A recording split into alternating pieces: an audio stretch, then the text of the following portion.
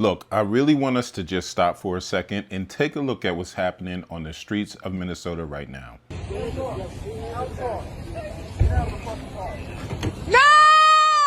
No! Shame! Shame! Oh my fucking God! What the fuck? What the fuck? You just fucking, what the fuck did you do? You asked about a shooting that we just had in Minneapolis, Minnesota. It was an act of domestic terrorism. What happened was our ICE officers were out in an enforcement action. They got stuck in the snow because of the adverse weather that is in Minneapolis. They were attempting to push out their vehicle, and a woman attacked them and those surrounding them and attempted to run them over and ram them with her vehicle. An officer of ours acted quickly and defensively shot to protect himself and the people around him. And my understanding is that she was hit and is deceased. We're continuing. What we're seeing right now isn't just an unfortunate incident involving law enforcement. It's this chilling display of state power that is being unchecked by truth and totally shielded from any accountability. Now, the Trump administration, with Secretary Kristi Noem leading the charge, was incredibly quick to name this as a defensive action against domestic terrorism. But here's the problem. When you actually look at the video evidence, it tells a completely different story.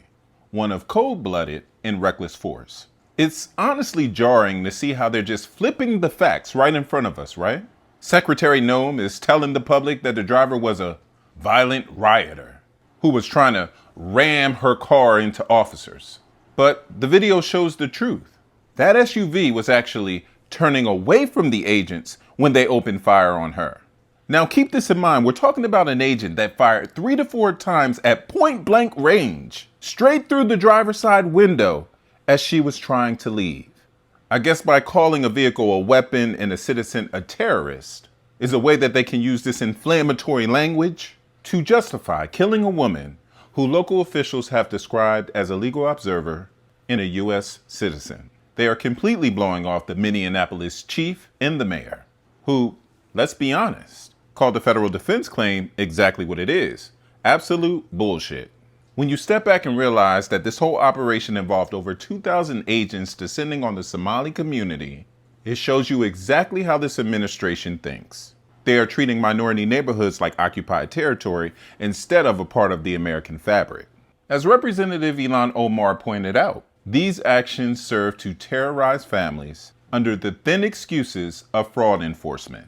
And the government that justifies shooting a citizen through her window while she's trying to drive away has lost its moral authority to lead. True strength is not measured by how many agents you can cram into a few city blocks. It's measured by a commitment to justice. We cannot let the DHS spread this kind of propaganda just to protect their own agents from scrutiny.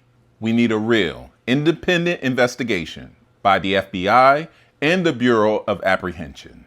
And like our city leaders are saying, if these federal forces are here to sow chaos instead of safety, they simply have no place in our cities. The administration can keep calling this self-protection, but the video shows us what it really is: a reckless use of power that cost an American woman her life.